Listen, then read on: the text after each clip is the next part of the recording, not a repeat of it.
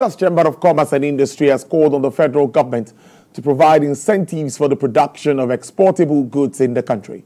This call was made by the Director General of the Lagos Chamber of Commerce and Industry, Mrs. Chinyere Almona, in a public statement titled the LCCI Statement on July 2024 inflation rate, in which she said the current inflation environment should also be used as an opportunity to look beyond and consider longer-term issues, particularly in the economic, agriculture, manufacturing and export sectors.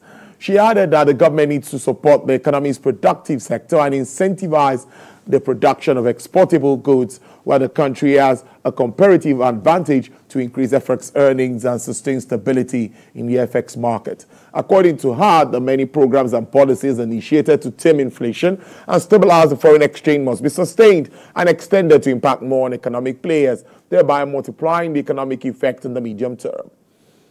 Now, the President, Lagos Chamber of Commerce and Industry, Mr. Gbebeli Daosa, joins me via Zoom from Lagos here to discuss more on the decline seen in inflation for the month of July. Good afternoon, Mr. Gbebeli Daosa, as the President, LCCI. Thank you. It's good to have you, sir. Good afternoon. Thank you. Yes, I think while many like you would say we should not start to really rejoice, but I think it's a good news that we saw a decline, at least for the first time in a number of months, Mr. President. What do you make of this? First, let's start on that note. And how can we sustain this tempo? Well, it's not just good news, it's very good news. The fact that we are able to reverse the curve of continuous rising inflation for quite a long time by itself is very good news. It means we are at the beginning, a very important beginning of reducing the inflation. We have to get here before we can have any hope of significant reduction in inflation. So the fact that we are at this inflection point where the question now is how much more rise in inflation are we going to see? The question is now how much lower inflation we are going to see. So that's the essence of the good news. We can begin to see lowering inflation down the tunnel. The light of the tunnel for reduction in inflation is within sight. If all the variables continue to behave in the manner they have started to behave from now. So that's why it's very important. Well, it's a good to start this conversation, a good way to start it. But let's look at some fundamentals here now, looking at the core inflation, 7.49% in June to 24.47%. That is on one side. Let's look at what has happened to food. Food inflation has also declined. Nigerians are going to be very happy, of course, to hear that. How can we make sure that this tempo, particularly with food, considering the fact that government has also come up with waivers on some particular food items that they know that Nigerians eat on a regular basis, do you think that we are getting to that point where Nigerians will be food secured? Yes, the reduction in food inflation is a target that will be pursued around our domestic capacity to produce food. So the waivers for temporary imports between now and November, it's like a shock treatment to reduce the shock while we are doing the right things. So it gives us some breathing space to continue to expand local production. And for local production to really expand, practically every Nigerian, whether you are well informed or you are not well informed, have the consensus that we have to make our farmlands and our rural areas much more secure than they are now. That is the only way you can produce much more food and, of course, reduce food inflation and build food security for a country the size of 200 million people you have to have internal food security. You cannot depend on waivers or to import food, whether in the short term or in the long term. And so the real job is improve security around the country, but for food security, particularly in our farmlands, rural areas, and suburban areas, where most of the food is produced.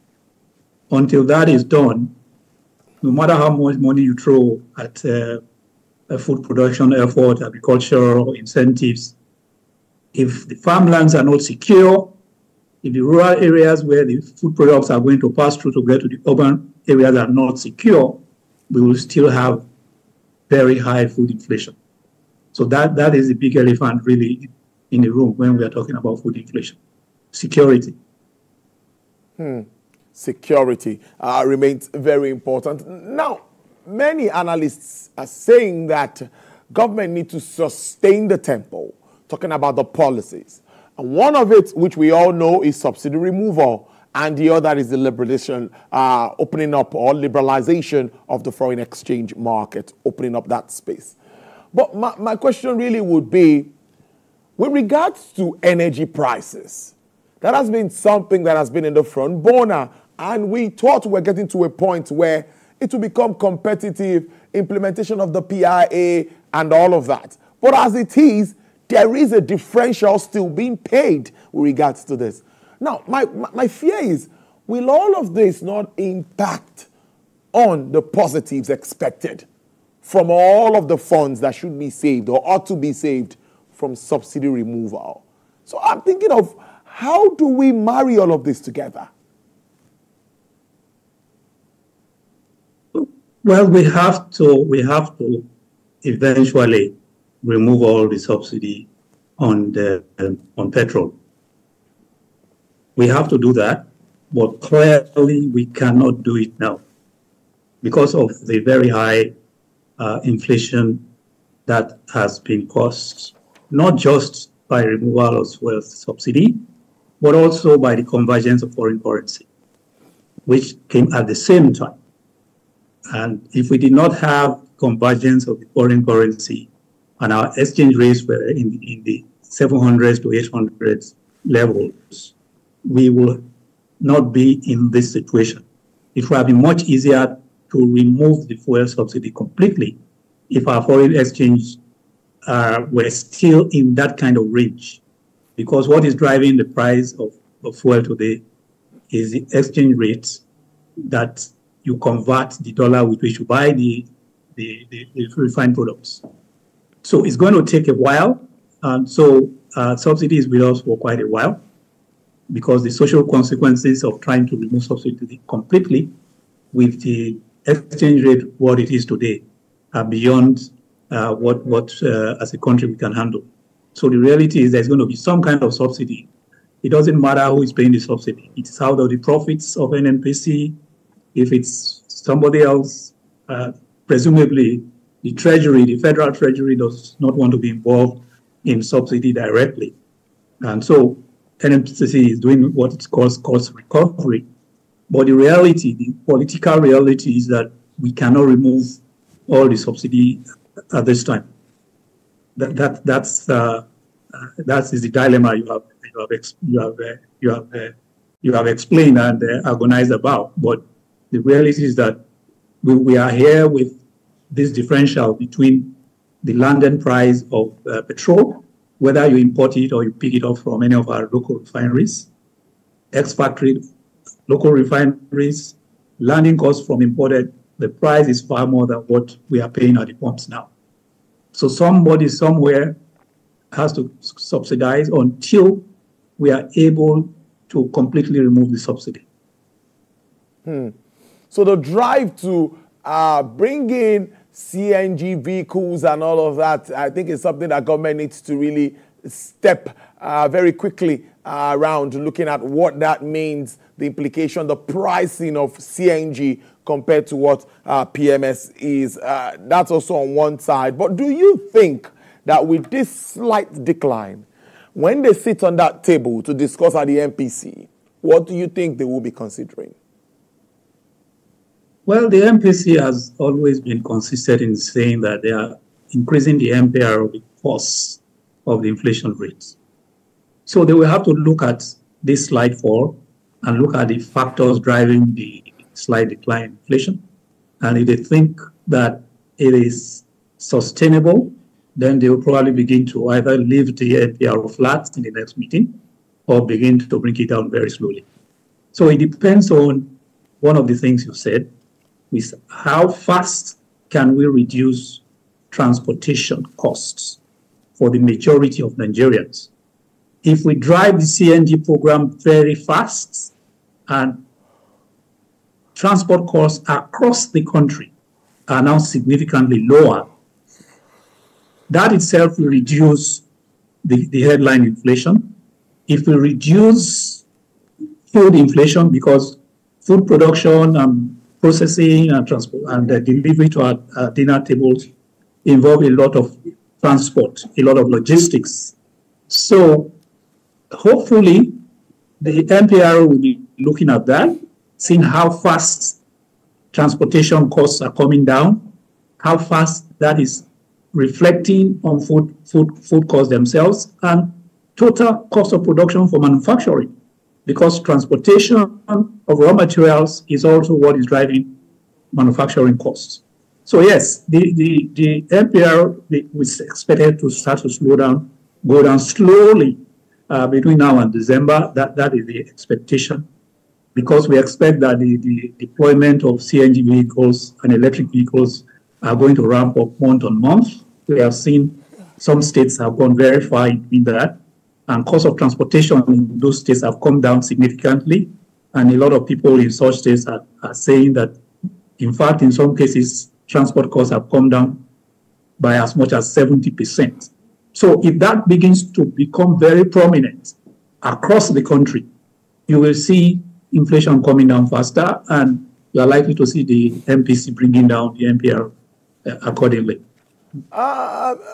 Mr. President of the LCCI, again, the policy environment to boost confidence of local industries in the economy is something that remains very important. This is the backdrop of the fall that we've seen in the Purchasing Managers Index, which has dropped from 50 marginally to about 49.7 at this time. What sort of policies are you expecting, of course, from the Ministry of Trade and Investment, Finance and all of that, that would help improve or boost that expected confidence in Nigeria's economic environment? Well, we are seeing a lot more sensitivity. Certainly, we are seeing a lot more sensitivity on the side of government to continue to tweak policy, do what they can within the framework of the issues we have now. Such policies are not going to be brand new policies. They are going to be how quickly we implement existing policies. For example, how quickly we incentivize the gas value production value chain, and give like a red carpet in terms of incentives to anyone that wants to invest in the gas value chain. Anyone that wants to invest in the public transportation chain to reduce public transportation. So the policies are there. Generally, we want to see much faster implementation of those policies. So if you want to invest in gas, you don't want the government, the regulatory agencies, to take 6 months, 9 months to look at your investment and give the necessary approvals. You want them to fast track all of those things and ensure that the policies on paper are on you. So you want that to happen. You also want to see a lot more states taking advantage of the electricity market law that they are now authorized by law to implement. A good number of states have passed the laws. We are expecting a lot of traction in improvement in power supply, which will be the biggest boost you can give to local production. If you begin to see uninterrupted, good quality power, manufacturing costs will come down significantly. And the best policy you can give to manufacturers today is to significantly reduce their power costs. So it is a matter of implementation of the policies and regulatory reforms that we have now, that every state, all 36 states, should enact their electricity market law, go on a road show to get investors, local and foreign investors, to invest in power and incentivize them, and carry the local governments and the community leaders along. That the big changer, game changer we have in Nigeria is the prospects of uninterrupted power supply across Nigeria, because every state governor is now fully empowered to do that. So it's very important that that policy reform in the electricity industry takes a very, very fast and massive momentum, so that we don't see any states lagging behind, not putting their electricity market law in place, not going on road shows to invite to bring in investors, because that is what will matter to most manufacturers. The most important issue is power. You can fix power, the public can resolve a lot of other minor issues. Before I let you go, food inflation is not just driven by bread and some staple foods. So my question really will be also in that write-up from the LCCI, the Ministry of Livestock Development. What role can they play also in helping addressing some of these shortfalls, beef, fish, and all of that? They're also on the high side. Well, it's one very good news that that Ministry for Livestock was in place. Why it is very good news is that up until now, you see major government interventions in rice production, in grains, in various grains, in cocoa, in palm oil, palm plantations, in cotton production. But you haven't seen a similar intervention in livestock. And so it's so important that it happens. Whether you do it from the president's office or from the old Minister of Agriculture or from the new Minister of Livestock, it doesn't really matter. The fact that we don't have a ministry means that that ministry can focus on it. And you just need to look, anyone just need to go online and look for the top 20 meat producing countries in the world and the kind of foreign exchange they earn from exporting meats. Most of these countries do not have the kind of landmass we have in the north central parts of Nigeria for production of meats in the modern, commercial way. So if that ministry will motivate the rapid development of a modern meat production and dairy industry across the country, but predominantly in the north that have very large expanse of land, then you will see not just a massive reduction in the price of all livestock, but you begin to see export earnings. For example, we should have trucks, cold trucks bringing packaged meats from processing plants in the north to Lagos and to the ports for export. We shouldn't have cows walking on foot with their shepherds from Sokoto to Lagos on foot. That kind of meat production or farming stopped maybe 50, 70, 100 years ago in the countries that are now the top meat producing countries of the world. So the ministry is in a position to initiate a massive, if you like, transformation or revolution in meat production and dairy production in Nigeria. That's really the opportunity that we have. If we have the right leadership in that ministry and they have the right vision and they see what the top countries in the world are doing in meat production, we can very quickly, we've done it before.